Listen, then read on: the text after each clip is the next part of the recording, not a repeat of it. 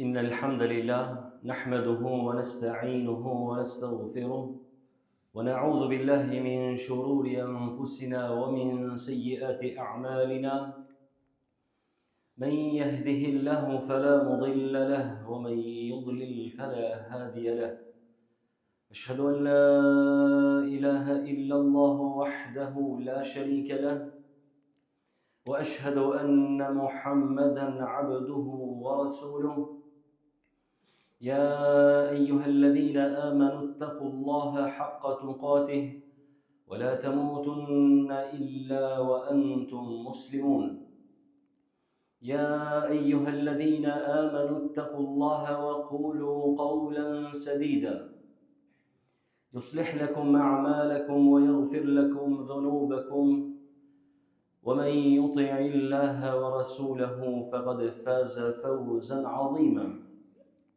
فإن أصدق الحديث كتاب الله تعالى وخير الهدي هدي محمد صلى الله عليه وسلم وشر الأمور محدثاتها وإن كل محدثة بدعة وكل بدعة ضلالة وكل ضلالة في النار وبعد. Falendrimet, lavdërimet, adhurimet tona qofshin për Allahun krijuesin absolut. Vetëm atë madhërojmë dhe vetëm prej tij ndihmë, falje dhe udhëzim kërkojmë. Paqja dhe bekimet e Allahut qofshin mbi të dërguarin ton Muhammedin alayhi salam, mbi familjen e tij të ndershme, mbi shokët e tij besnik dhe mbi gjithë ata të cilët e kanë ndjekur, ndjekin dhe do ta ndjekin shembullin e tij deri në ditën e fundit të kësaj bote. Të nderuar vëllezër besimtar, frikësojeni Allahut të lartësuar dhe tregohuni të devotshëm ndaj tij dhe kuptojeni mirë se çdo gjë që Allahu Azza wa Jall ka ndaluar e ka bërë këtë për të mirën dhe dobinë e vetë njerëzit. Sot do të flasim për një nga veset më të shëmtuara, më të rrezikshme. Pasojat e saj nuk janë vetëm për individin, mirëpo e përgjithësojnë edhe shoqërinë në tërësi. Pra do të flasim sot për një nga mëkatet të cilat i konsideron Islami prej mëkateve të mëdha, e që është pra bigjozi. Bigjozi është mëkat i madh i cili e shkatërron fenë, e shkatërron familjen, e shkatërron jetën dhe e shkatërron moralin e njeriu në përgjithësi. Çka konsiderohet bigjoz? Konsiderohet bigjoz, pra është mirë me marrë këtë term men, për arsye se këtu e gjeni më përgjigjen çfarë do lloj-lloje që dëshironi me zhvillu. Në këtë definicion e gjeni përgjigjen se a lejohet apo nuk lejohet ajo gjë që në atë fund të zhvillohet. Pra bigjoz është çdo lloj loje që bëhet me pasuri mes dy palëve, ku fituesi merr pasuri nga humsi. Pra janë dy palë, mund të kanë dy grupe që e përbëjnë domethënë disa njerëz, nga të dy palët shtin parën tënë për një lojë caktuar, për një gjë të caktuar, dhe ato parë i merr ai i cili fiton. Pra njëna palë del e dëmtuar nga kjo marrëveshje. Për këtë arsye pra është haram dhe është e ndaluar një gjë e tillë. Cilat janë lojrat të cilat konsiderohen bigjazet të cilat janë të kohës sonë, por kanë qenë edhe në të kaluarën. Të gjitha veprimtaritë të cilat zhvillohen në kazino janë haram dhe nuk ka dilemë to. Pra besimtari duhet me pas frikë, vetëm ka kalon pranë kazinove do të merr istikfar. Dhe me lutë Allahun që mos me kaplu tu ka përsy, mos me kaplu në ndëshkim prej Allahut, për shkak se është një ndër vendet në të cilat Allahu Azza wa Jall është i hidhur shumë me ata njerëz të cilët frekuentojnë atë. Pra të gjitha lojrat që zhvillohen në kazino janë të ndaluara dhe janë haram. Ato janë lotët, e janë bingot apo çfarë do loje tjera të cilat edhe nështë nuk i dim të gjitha me emërtimet e tyre. Prej lojrave që gjithashtu është ndaluar e që është dukuri, sepse tashmë bastoret dhe kazinot në shtetin tonë elhamdulillah nuk janë legale. Dhe kjo është për çdo përgëzim dhe lavdat për shtetin. Ka veprimtari të cilat janë bigjoz në për kafeni ose në për qajtore, zhvillohet një veprimtari duke luajtur karta ose duke luajtur kock me të holla, me para. Dhe kjo është e ndaluar dhe është haram. Dhe unë prej këtu i bëj thirrje të gjithëve, duke nisur nga fshati ku jemi, në fshatin e të cilët unë zhvilloj veprimtarinë si imam, i bëj thirrje të gjithë lokaleve, të cilat janë të hapura me pretekstin se servojnë dhe shërbejnë kafe apo diçka tjetër dhe pije të ftofta, ndërsa në kuadër të kësaj veprimtarie ata edhe i zhvillojnë veprimtarinë haram që është bigjozi. Edhe nëse vetë pronari i atij lokali thotë se unë nuk luj, nuk i kam fal ai tjetri, apo pse mblidhen njerëzit për me lujt, dihet që ti je pjesëtar i mëkatit dhe pjesë e madhe e mëkatit. Për arsye se Allahu Azza wa Jalla ka thënë wa ta'awanu 'alal birri wat taqwa wa la ta'awanu 'alal ithmi wal 'udwan. Ka thënë ndihmoni njëri tjetrin në bëmirësi dhe në vepra të mira, dhe mos ndihmoni njëri tjetrin në punë të këqija dhe në armiqësi mes juve. Për këtë arsye ti je pjesë e mëkatit, andaj nëse është duke u zhvilluar një veprimtari e tillë në lokalin tonë, ndërpreje se pasha Allahun haram e ki çdo cent i cili vije nga ajo veprimtari. Që është bigjozi i ndaluar rrepsisht, këto i kemi në ajetet e Kuranit ku Allahu Azza wa Jall në surën Maide, ajeti 90 dhe 91 e bën të qartë një gjë të tillë, duke thënë ja ayyuhalladhina amanu, o ju që keni besuar, o ju që keni njohur Allahun, innamal khamru wal maisiru wal ansabu wal azlamu rijsun min amali shejtan. Me të vërtet, alkoholi, bigjozi, idhujt dhe hedhja e shtizës për fat, domethënë për fall, thot rijsun min amali shejtan, janë punë të ndyta të shejtanit. Fajtanibuhu la'allakum tuflihun. Andaj largojeni këtyre veprave të ndyta të shejtanit, nëse dëni të jeni prej të shpëtuarve. Innama yuridu ash-shaytanu an yuqi'a bainakum al-'adawata wal-baghdha'a. Me të vërtet don shejtani që nëpërmjet këtyre veprave me hedh armiqësi mes juve, duke e përdorur si mjet të tij kanë alkoolin dhe bigjozin, wa yasuddakum 'an dhikrillahi wa 'anis salat fa hal antum muntahun. Dënë që shejtani më ju largu nga dhikri, përmendja Allahut të lartësuar dhe nga namazi. Fa hal antum muntahun, apo largoheni prej këtyre dy punëve të ndyta. Në hadithet e pejgamberit alayhis salam e kuptojmë se kjo gjë nuk është e lehtë e trajtuar tek pejgamberi sallallahu alaihi wasallam. Dhe këta e kuptojmë mirë ku pejgamberi alayhis salam thotë kush e thërret shokun e vet. Dhe i thotë atij hajde lujna bigjoz. Thotë duhet me dhon sadak.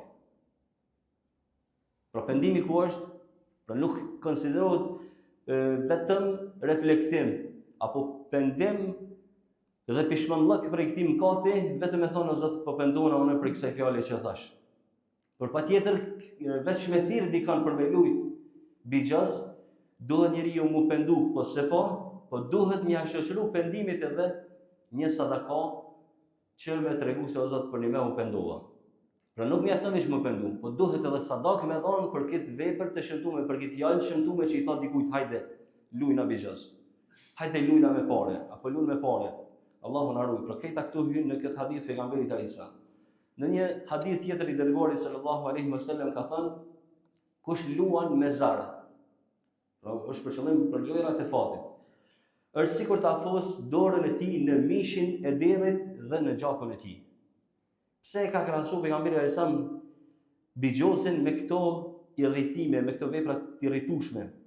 Për mi tregu besimtarëve se ju keni kujdes kur shkoni nëpër restorante të ndryshme, që nëse në atë restorant ka domethënë edhe mish të derrit, atëherë ju keni kujdes që mos me humbur fare mishin to, për shkak se keni frikë se në atë skar është servu apo është pjekur edhe mishi i derrit. E përderisa ruheni dhe irritoni kaq shumë prej derrit, prej mishit të tij, gjakut të tij që është i ndyrë në tërësi derrit, atëherë si pranoni që të luani bigjoz dhe a keni logjik për këtë punë? Pasojat e bigjozit. Jemi munduar këtu të kombinojmë mes pasojave që sjell, pasojat fetare dhe pasojat shëndetësore tek njeriu i cili e bën një veprimtari të tillë. E para është humbja e pasurisë. Çdo njeri i cili ka filluar për me lujt bixhaz, ja ka nisën me pak. Edhe për këtë jemi dëshmitar, sidomos kur patçen ajo koha e bastoreve sportive 50 cent 1 euro, çështja ja ka nisë njerëzit, me u shishmu kjo punë. Edhe ka filluar me pak, ka përfunduar duke humbur gjithçka. Sepse kjo është jorse dhe njeriu nuk e vren derisa të zhytet mirë. Kështu dikush ka filluar për argëtim, pastaj ka filluar me shumë të vogla, mandej i ka prek kursimet familjare. Kursime ndoshta të shumë viteve i ka fut në bixhaz. Pastaj ka kaluar me një fazë halama të rëndë, duke e shitur edhe pasurinë të cilën e ka pas të trashëguar prej babës, duke shitur toka, duke shitur mjete të punës ose mjete të udhëtimit. Dhe krejt në fund ka përfunduar me borxhe të mëdha, e zot të runa dikush nga borxhet e mëdha pastaj ka përfunduar në vetvrasje, Allahu na ruaj. Pra fillimi i bixhazit është jamël, mi po fundin e ka 100%, e ka të hidhur dhe të keq për ata të cilët zhyten në këtë mëkat. Pastaj pasoja tjetër e atyre që mirën me bixhaz është se e shkatërrojnë familjen e tyre. E para prej gjërave që ju ndodh është mosbesimi. E din gruaja se të hyrat e burrit janë me shuma të mëdha, ndërsa ajo rënkon dhe vuan nga gjërat esenciale të jetës që i mungojnë. Nuk ka gjëra esenciale për me zhvillu jetën me fëmijët e saj në mënyrë të dinjitetshme. Dhe gruaja fillon mos me i besu mos, e din që po lun, kështu ndodhin pastaj grindje, pastaj dhunë familjare se këta kur hupen, edhe ushtrojnë dhunë fizike ndaj gruas dhe fëmijëve, sepse kujtojnë që ata ju kanë faj. Allahu na ruaj dhe kështu krejt kjo lidhje, krejt kjo familje përfundon me divorc dhe shkatërrohet familja për këtë mëkat, që është mëkati i bixhazit. Pastaj pasoja tjetër e bixhazit është se e largon njeriu nga Allahu Azza wa Jall. Allahu nuk i kujtohet, por kur ai kujtohet për bixhazxive që kur të është duke lujt në të aparatin me përmend Zotin. E zemra e tij bëhet ghafil, bëhet e shpërqendruar, e shkujdesur. E pastaj namazi neglizhohet, por shumë prej tyre as nuk i intereson çështja e namazit. Zemra ngurtësohet dhe errësohet. Dhe bixhazxiu është i gatshëm që me bë, mas kësaj veprimtarie me bë çdo mëkat tjetër. Për çata nga kjo natyrë këtyre njerëzve gjinse janë mashtrues, janë njerëz që gënjejnë, janë njerëz që vjedhin, janë njerëz që bëjnë prostitucion, janë njerëz të cilët arrin edhe deri tek vrasja vetëm e vetëm për të siguruar mjetet që edhe një herë me lutën bixhaz Allahu na ruaj. Nga dëmet shëndetësore, pasojat shëndetësore që i sjell luajtja e bixhazit është ankthi e para për tyre.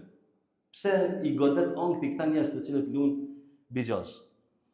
Sepse këta e kanë dirthin gjithmonë janë me gale, gjithmonë janë me dert, a do të fitoj nesër. Si t'ja kthej parat atij që i kam thonë, mami për një javë, kam e t'i kthy. Pastaj si ta fshih këto parë që i harxova kaq shumë, si ta fshih prej familjes. Kështu ky njeri nuk është rahat, nuk është i qetë, nuk mund me flejt natën. Dhe e kap ankthi si ndëshkim i parë nga Allahu. Pastaj kalon tek depresioni, sëmundje tjetër shëndetësore që sjell lutja për bixhazi, është se kur njeriu të shtohen humbjet dhe pson shumë rën humbje të mëdha të pasurisë, atëherë ky njeri fillon me u zhgënjy, fillon me u pendu për këtë që e ka bën, fillon me urrejt veten dhe ndjehet i thym shpirtërisht se pse fillova, pse bëna këto. Dhe kështu njeriu rënkon pastaj shpirti i atij personi rënkon edhe nga depresioni. Pasojë tjetër që e sjell bixhazi është sepse ai krijon varësi për personin i cili luan në vazhdimsi. Dhe bixhazi i ngjason një farë lloj zinxhiri i cili i krijon varësi njeriu dhe kur humb ai përsëri dëshiron me lut edhe një herë. Edhe kur betohet se mo nuk ka me bë këtë veprim, nuk ka me lut më bixhaz, përsëri e them betimin dhe vazhdon për të luajtur këtë lojë e cila ja shkatëron pasurinë e tij. Nuk ndalet. Cila është arsyeja? Arsyeja është sepse ky person zhytet në iluzion dhe jeton dhe vepron me dëshirën dhe me bindjen se herën tjetër ka me fitu. Andaj edhe ky iluzion e mban të lidhur dhe e bën të vazhdueshëm që ta bëj këtë mëkat të shëmtuar, Allahu na ruaj. Si të shpëtojmë dhe si të përmirësohet gjendja e atij personi i cili tashmë ekziston dhe është i zhytur në këtë mëkat. E para, si çdo herë në çdo mëkat që kërkohet, është që njeriu të pendohet sinqerisht tek Allahu Azza wa Jall, pra të bëjë teubeten nasuha dhe të ketë bindje të plotë që më nuk do të kthehet në këtë mëkat. Largimi nga shoqëria e keqe, hapi i parë drejt përmirësimit dhe largimi nga kjo dukuri është që njeriu të largohet nga ata të cilët e ftojnë për ta bërë një veprimtari të tillë dhe të largohet prej atyre njerëzve të cilët e motivojnë dhe e nxisin për të shkuar këtyre rrugëve. Pastaj zëvendësimi me halal. Njeriu duhet të angazhohet me punë të dinjitetshme, me fitim halal, me fitim i cili është i qëndrueshëm dhe është i mjaftueshëm për familjen e tij. E lutim Allahun Azza wa Jall që të na bëjë prej atyre të cilët mjaftohen me jetesën në rrugët ligjore në mënyrë halal. Allahu na bëj prej atyre që janë larg këtyre harameve, larg bigjozit dhe larg çdo vepre e cila e hidhron Allahun e lartësuar. Allahu e përmirësoft dhe vëdësoft çdo njeri i cili është i zhytur në këtë mëkat. Aqulu qawli hadha wa astaghfirullaha li wa lakum fastaghfiruhu innahu huwal ghafurur rahim.